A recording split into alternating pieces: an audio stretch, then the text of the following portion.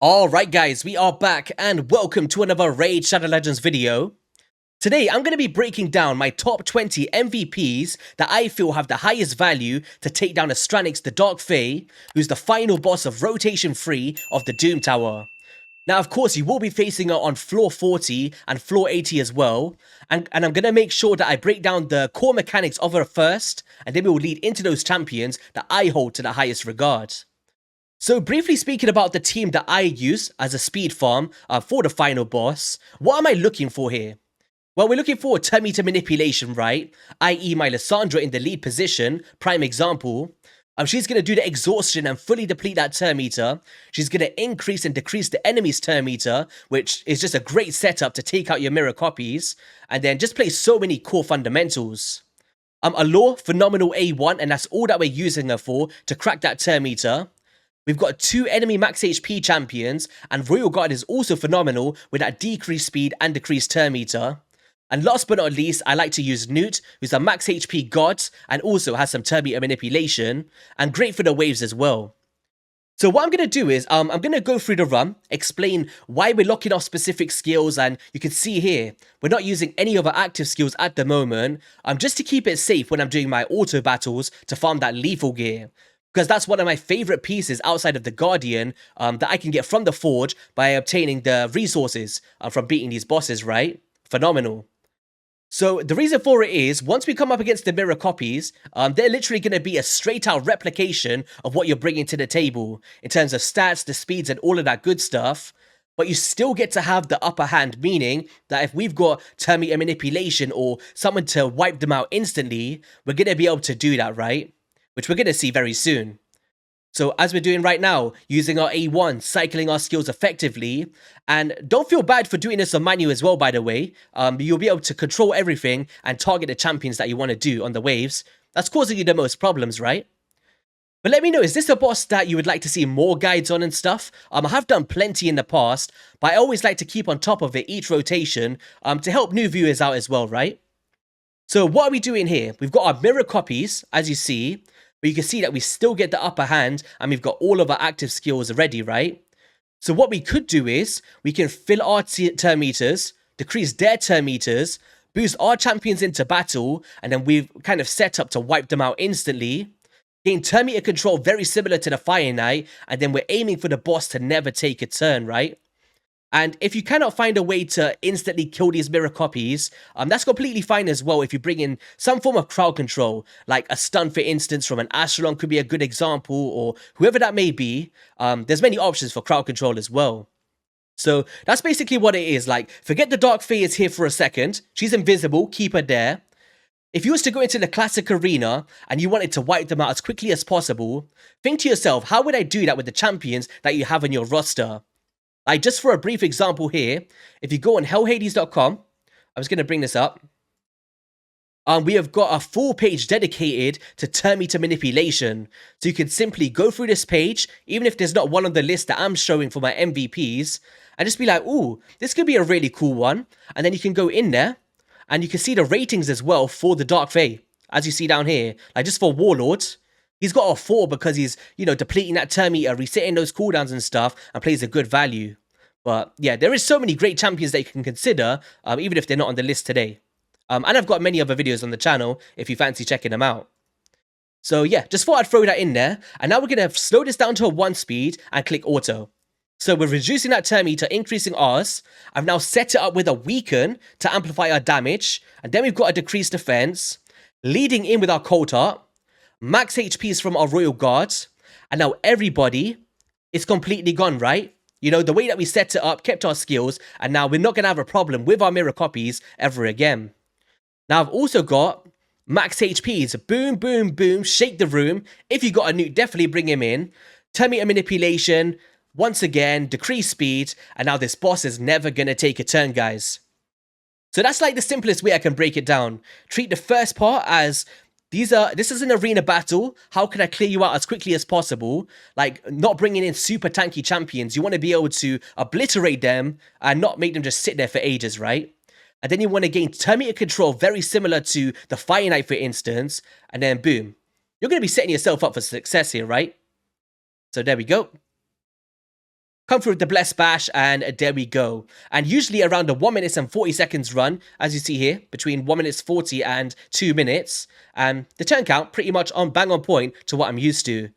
So very cool team, right? And obviously most of the damage is coming out from Newt, but he's not a necessity to get this done. It'll just take you a longer period of time, right?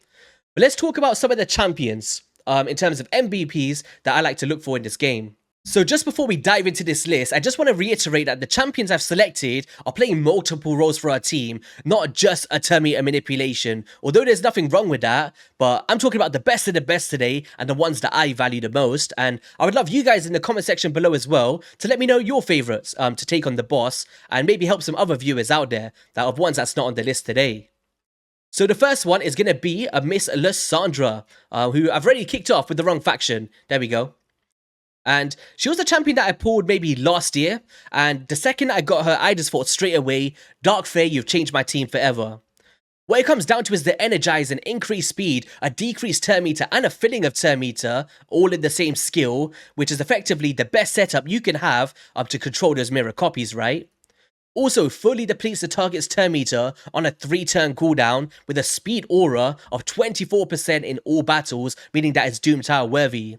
So the full synergy here is phenomenal and everything that I'm looking for in terms of the Dark Fae, right? Pretty cool. Next up, very similar to Lysandra, we're going to be going into Deacon Armstrong from the Sacred Order faction, who's an epic. And I would say he's like the epic variation of the Lysandra, playing a very similar role for us. Because time compression fills the turn meters by 15%, so half the value, whilst also decreasing by 15% and will also grant an extra turn. Now why this is phenomenal is, he's placing that decreased defense, allowing your nuker champions to deal more damage to those mirror copies, right? So it's a very cool synergy. He's also got a speed aura by 19% and a leech debuff on the A1 in case you don't have full control over the boss. So let's just say he comes with a A1 or an A2 and, you know, your champions are going less and less. That leech debuff is going to allow you to heal by 18% of the damage inflicted, and it's just phenomenal, right, to bring into the table. So whenever I'm making budget guides for the Dark Fae, this is always someone that I look for, especially for this A1 as well. So next up here, you might find this as a bit of a surprise to be on my MVP list. And by the way, they're in no order. It's going to be Growhark the Bloodied. Now, I think this dude is absolutely slept on. Almost criminal how much he's slept on for the Dark Fae. What it comes down to is the best opening phase. Well, I'd say at least like top 5 opening phases in the game. Because what you do is you open up with the Unbound Anger, attack all enemies, and each critical hit will fill this champion's turn meter by 20%. So in ideal scenario, you fill yourself all the way up to full, lead in with the Lord of War, which will fully steal a target's turn meter on a 4-turn cooldown, whilst also placing a weaken in the same skill. And then, when you're stealing that, you lead in with the A1 and place a decreased speed. And that's just all happening in the same phasing, guys. So really cool champion, do not sleep on him. And he has a speed aura by 24% in dungeons, which is not valuable here. But in terms of like the perfect setup, it doesn't get much better than Growhark. I love it. Huge fan of him. Okay, so next up, another one that we showcased today, right? We got Royal Guard. Outside of the enemy max HP, which is great, it's this one here with the hamstring. Because it attacks 4 times at random, and once there's only one target available, it's all going onto the Dark Fae, right? With each hit having a chance of placing a decreased speed and also decreasing the turn meter by 25%. So, you know, also a decreased defense on an A1, so can't go wrong with Royal Guard. Next up here is going to be a Void Legendary that I don't think many people talk about for the Dark Fae, and it's going to be a Vlad the Nightborn. He was a past fusion as well, right, from a few years ago. Great champion.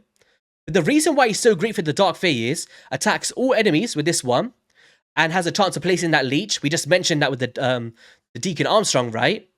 But has a chance of stealing 50% of the turn meter from champions from specific factions, but also a 100% chance of decreasing the turn meter by 15% from those not from those factions. So, you know, you can get a benefit, you know, if you're attacking targets that you're bringing in, like high elves and stuff, but you're also manipulating the turn meter of the boss on a 3-turn cooldown. Outside of this, we've got a perfect Veil in here, and the way that the boss determines how he's going to steal a champion. So I'm not sure if any of you guys are familiar. Once you kill your mirror copies and you don't have full control, he's going to go through and steal a target, right? And that's going to be based on the champion with the highest attack. Now, bringing in a perfect Veil will actually hide this champion from being stolen if he's the highest attack in your team, therefore your lead position is going to get targeted next in line. So it's really cool to determine who's going to get banished as well by bringing in that perfect Veil to your advantage. He's also got an A1 that can heal himself a little bit in case you take a smack, and overall, I'm a huge fan of him. I think it's not insanely crazy, but for what he does it pretty well, right? Especially with that decreased defense. So next up here, we have got Akrisia. The max HPs are coming live in full effect. We've got Cornelia's auntie. And do I really need to speak about Akrisia, guys? I don't think so, but we're going to do it anyway. So shut down, that's exactly what she does. She steals 100% of the target's turn meter before attacking, and the effect cannot be resisted if the target's max HP is higher than his champion, which of course is going to be. And it's based off enemy max HP as well, dealing maximum damage. Also placed a shield buff on this champion, but it's another enemy max HP hit, and same thing on the A1 with a decreased defense as well. So all in all, can you go wrong with Akrisia? Absolutely not. She's going to be a wrecking machine. Next in line, we have got Mr. Newt himself, another fusion champion. And what does it come down to? An A1, very similar to a law that we're going to speak about soon. Manipulating that turn meter of the boss. We have got a decreased attack and a weaken as well, which is pretty sweet. And then we've got this enemy max HP, which shakes up the floor where the Dark Fae is floating above and absolutely annihilates. It's crazy to watch. We just seen it. One of my favorite things to see in the game is seeing Newt at work. I've also got accuracy in dungeons by 80, not very valuable where we need it right now, but, you know, all in all, one of the best champions in the game to take down the boss. Now, also, I will say, just as a little throw-in, mid-part here, do you know if you're struggling to reach the accuracy thresholds, or, you know, all of that good stuff, you could consider bringing in decreased resistance. Now, it's not a popular strategy, but it's definitely something that could be valuable because the stat thresholds are very high. So if you're struggling to get your speed, your crit rate, your crit damage, and trying to throw all of these stats together, you know, if you just bring in this debuff, then you don't have to bring in so much accuracy as long as you've got control from your other champions. So, you know, you might want to consider this or an increased accuracy buff as well to bring into the mix. So I just thought it was worth noting there. Next up here, we have got Morrigan. One of my biggest regrets that I didn't go for as a fusion, I guess. She's phenomenal, man. So with this skill here, decrease the turn meters of all enemies by 20%, and also fills the turn meters by 20%, and an increased speed buff on all allies for 2 turns. Very similar to Lysandra, right? Great setup phase. We then lead in with stealing all of the buffs from a target enemy whilst placing a true fear and a decreased accuracy if the target is a boss. So decreased accuracy, so we're not taking as many debuffs, could be played to your advantage, right? And then we've also got an A1 decreased speed as well. Like, what more can you ask for? Well, how about a speed aura by 19% in all battles? This is a phenomenal champion. I wish that I had her. And if you've got her, definitely bring her into the mix. You will not regret it. She's great. So next up here, who's the champion that I scream for the most when I'm putting shards? Lady Kimmy, come to my account. And there's a reason for that. She is phenomenal. Absolutely phenomenal. How about we just start off with the aura here, guys? Speed in Doom Tower battles by 30%. That is phenomenal if you're struggling to keep up with the speed race. But she also has removing 1 random buff from each enemy and has a chance of placing a block buff debuff on them for 2 turns.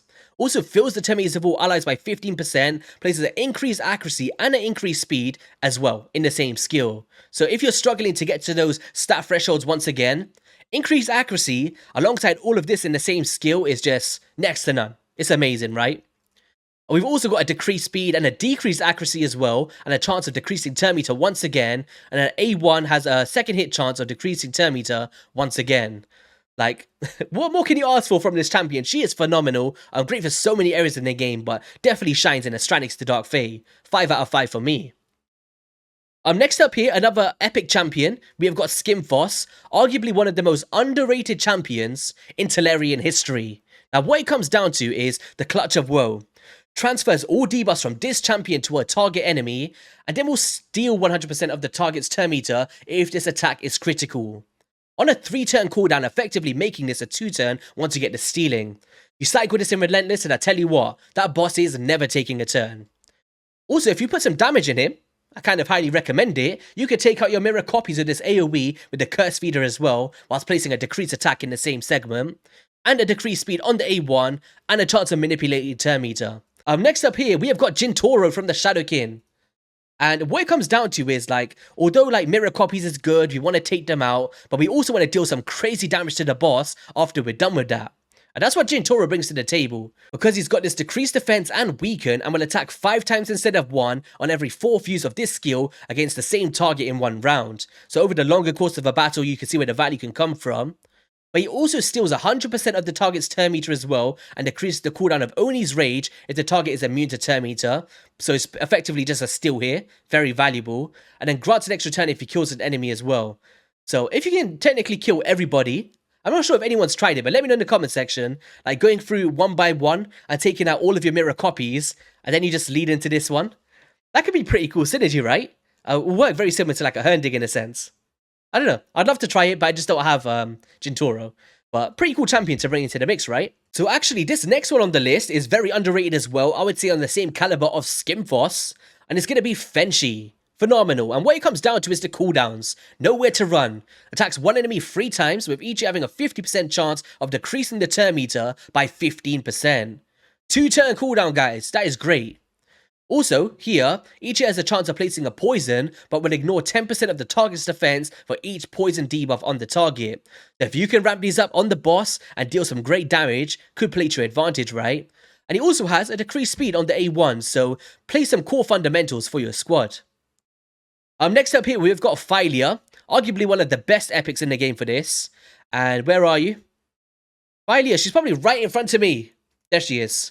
And what it comes down to is the Boon Chant passive, because if this champion has 2 or fewer more buffs at the start of the turn, will place a 50% increased attack and an increased crit damage buff on this champion for 1 turn. And this is going to happen on a 0 turn cooldown. So the synergy here goes as so. You go up against the mirror copies, you do your turn meter stuff, whatever that may be. You proc this Boon Chant passive, and then you attack all enemies and fill this champion's turn meter by 15% in the same skill. So then you just take out your mirror copies, right, instantly, because you've got a self-attack buff without relying on other options. And then you lead in with the Crushing Eternity to fully deplete the target's turn meter on a 4-turn cooldown and destroying some of the max HP on the A1. Really cool synergy, very similar to like Growheart the Bloodied, right? Like you lead in, kill the mirror copies, and then steal the turn meter. Gonna work out great for your team. Something that I've definitely used in the past quite consistently. Next up here, seems like the dwarves have been getting a lot of love today. It's going to be Hernding, a champion that I'm not a huge fan of personally, but I do know the true potential of him. I think it's just the aesthetics. I don't know, there's just something about him that I've just never liked. But he's a very cool champion. So you basically kind of lead in with this Lethal Lust, right? Grants an extra turn and decreases the cooldown of the Stasis Strike by 2 turns if it attack kills an enemy. And then you kind of lead in with like the AoE, take out your mirror copies, and you've also got some turn meter manipulation in this A3 here. So that 1-2-3 power combo coming live in full effect, and that decreased defense and decreased accuracy could definitely be valuable as well, right? So definitely don't sleep on Hernding as a legendary champion. How can we not mention the lore from the Demon Spawn, right? This is like an OG classic. Everybody's looking for this champion to take down the Dark Fae and the Fire Knight.